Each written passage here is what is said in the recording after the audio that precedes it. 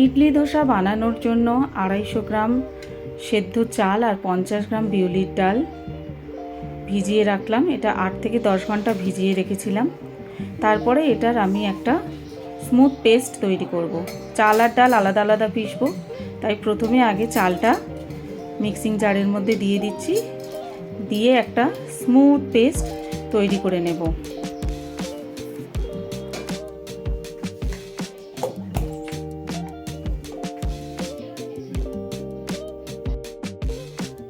চালটা ঠিক এই রকম পেস্ট বানাতে হবে, মিক্সিতে এরকম একটা স্মুথ পেস্ট বানিয়ে নিতে হবে।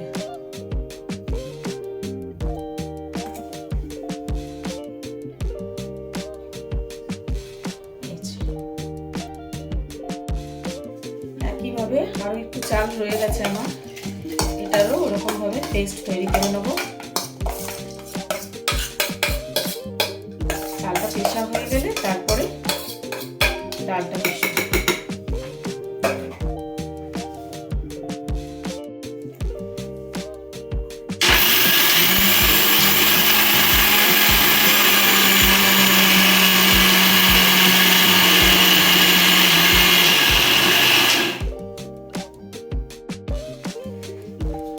দেখে নিই এবারে চালটা ঠিক পেশা হয়েছে কিনা। হ্যাঁ, একদম ঠিক আছে।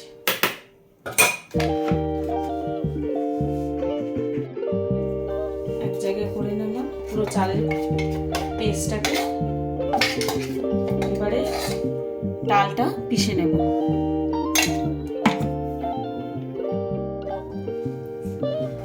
ভেজানো বিউলির ডাল, এবার এটার একটা পেস্ট তৈরি করে নিতে হবে।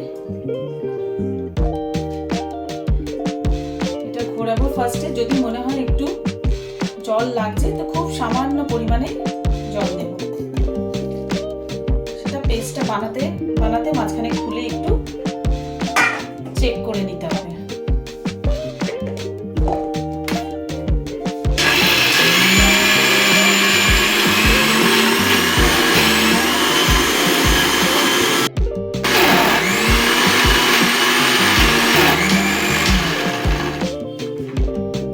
ডালটাও পেশা হয়ে গেল। এই মাঝখানে একটু জল লেগেছে, আমি অল্প অল্প করে জল দিয়ে ডালটা এইভাবে পিষে নিলাম। এবারে এই চাল পেশাটার মধ্যে আমি যে ডালটা পিষেছি সেটাও দিয়ে দিলাম। পুরোটা দেবো না,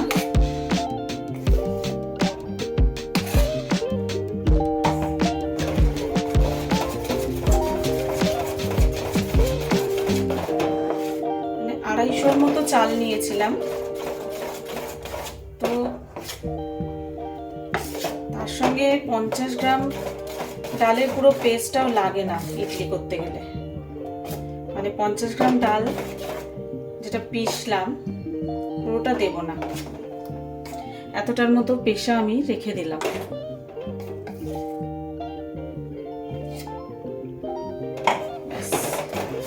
এটাই যথেষ্ট।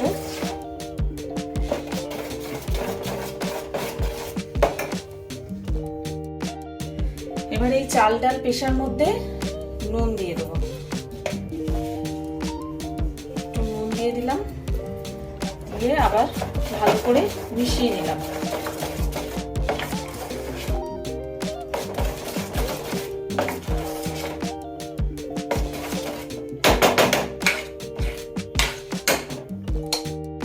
এবারে এই মিশ্রণটা সারা রাত এইভাবে চাপা দিয়ে রেখে দেব।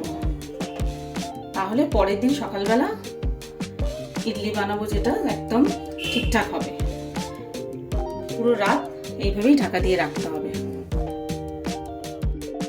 এবারে একটা মিক্সিং জারে একটু নারকেল কোড়া, নারকেলটা আমি দিয়ে রেখেছিলাম,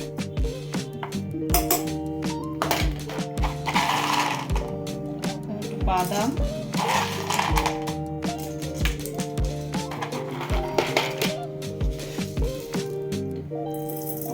একটু চিনি দেব, নুন,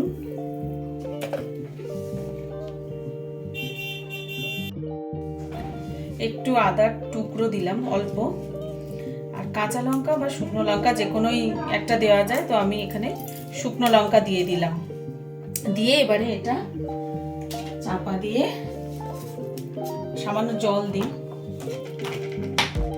নাহলে চাপা দিয়ে যখন খাওয়াবো তখন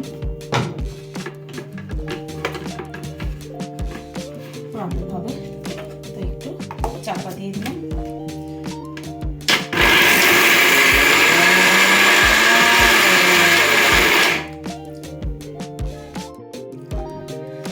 দেখি কিরকম হলো।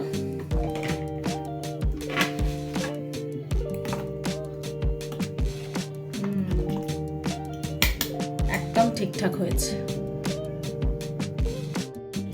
এবারে নারকেল আর বাদামের চাটনির পেস্টটা এই বাটিটার মধ্যে পরিষ্কার করে বার করে নিলাম।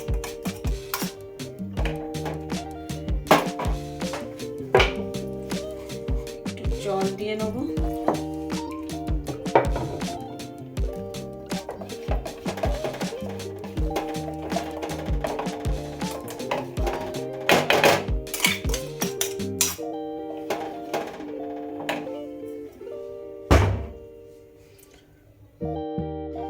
এবারে গ্যাসটা অন করে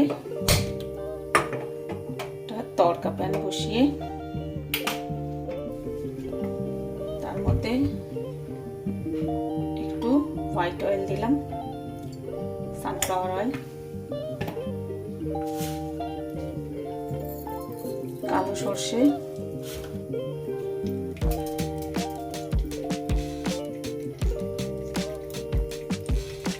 আর দেব একটু কারি পাতা। চাটনির পেস্টের সময় লঙ্কা দিয়েছিলাম, তাই আর লঙ্কা দিচ্ছি না।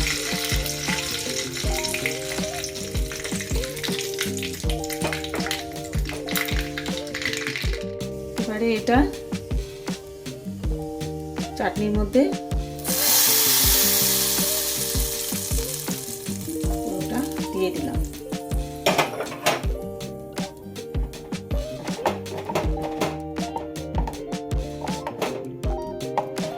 নুন আর মিষ্টিটা একটু চেক করে নেওয়া যেতে পারে, কম মনে হলে। ইডলির জন্য আমার বাদাম আর নারকেলের চাটনি একদম রেডি। পরের দিন সকালে ঢাকা খুলে দেখছি ব্যাটারটা একটু টাইট হয়ে গেছে, তো ওই জন্য আমি একটু জল অ্যাড করলাম। আর রাতের বেলা যখন নুন দিয়ে মিশ্রণটা বানিয়ে রেখেছিলাম তখন একটু বেকিং সোডা ও অ্যাড করা যেতে পারতো অল্প পরিমাণে। এবারে আমি ওই ইডলি মেকারের মধ্যে সমস্ত বাটিগুলোকে ভালো করে অয়েল ব্রাশ করে নিচ্ছি, যাতে ইডলি তৈরি হওয়ার পর যখন এটা বার করব তখন আরামসে বেরিয়ে আসবে, এটা কোনো প্রবলেম হবে না, তখন খুব সুন্দরভাবে ছেড়ে যাবে। তো সবগুলো বাটিতেই ভালো করে অয়েল ব্রাশ করে তারপরে, যেহেতু আমার ইডলি মেকারের বাটিগুলো একটু ছোট ছোট, সেই জন্য আমার ওই হাতার এক হাতা মতো ব্যাটারই যাচ্ছিল। তো এক হাতা করে ব্যাটার সমস্ত বাটিগুলোর মধ্যে দিয়ে দিলাম। দুটো প্লেট আছে, দুটো প্লেটই ভালো করে ভরে নিলাম। ভরে নেওয়ার পরে গ্যাসে অলরেডি আগে থাকতে জল গরম করতে বসিয়ে দিয়েছিলাম। তো তারপরে এই প্লেটগুলো আস্তে আস্তে ওই ইডলি মেকারের মধ্যে আমি বসিয়ে দেব। বসিয়ে দিয়ে তারপরে ওপর থেকে ওর ঢাকাটা চেপে প্রেস করে দেবো, যাতে চেপে দেবো যাতে ওপর হাওয়া না বেরিয়ে যায়, গরম হাওয়াগুলো যাতে বেরিয়ে না যায়। 15 থেকে 20 মিনিট পরে ঢাকাটা খুলে নেব। খুলে নিয়ে যেহেতু খুব গরম, তাই একটা সাঁড়াশির সাহায্যে আমি আস্তে আস্তে প্লেটগুলোকে বাইরে বার করে নিলাম। 1 থেকে 2 মিনিট একটু ওয়েট করে যাব। তারপরে একটা চামচের সাহায্যে আস্তে আস্তে ইডলিগুলোকে তুলে নেব।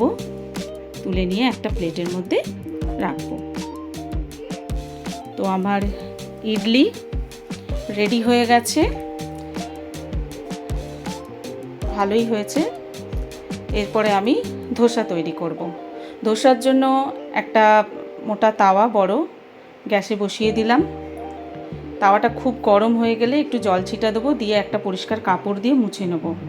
মুছে নেওয়ার পরে 1 থেকে 1.5 হাতা ব্যাটার দেব, দিয়ে হাতাটার সাহায্যে আস্তে আস্তে আমি ব্যাটারটা যতটা ছড়ানো যায় গোল করে ছড়িয়ে দেব। 2 হাতাও লাগেনি, মোটামুটি 2 হাতার মতোই দিলাম, আমার তাওয়াটা অনেকটাই বড়। তো এইভাবে ছড়িয়ে দিলাম। গ্যাসটা একদম মিডিয়াম ফ্লেমে রাখবো। ওপর থেকে একটু তেল দিয়ে দেবো। এটা এত সুন্দর হবে, মানে ব্যাটারটা যদি আমরা ঠিকঠাক তৈরি করতে পারি তো ধোসাটা অটোমেটিক্যালি ছেড়ে আসবে। তেল দিয়েছিলাম, একটু খুন্তি দিয়ে ওটা ছড়িয়ে দিলাম। এই যে সুন্দরভাবে আমি খুন্তিটা দিতেই ধোসা উঠে যাচ্ছে। তো আমার ধোসাও তৈরি হয়ে গেছে। ধোসাটা খুব মুচমুচেও হয়েছিল। ধোসাটা আস্তে করে খুন্তি দিয়ে তুলে নেব।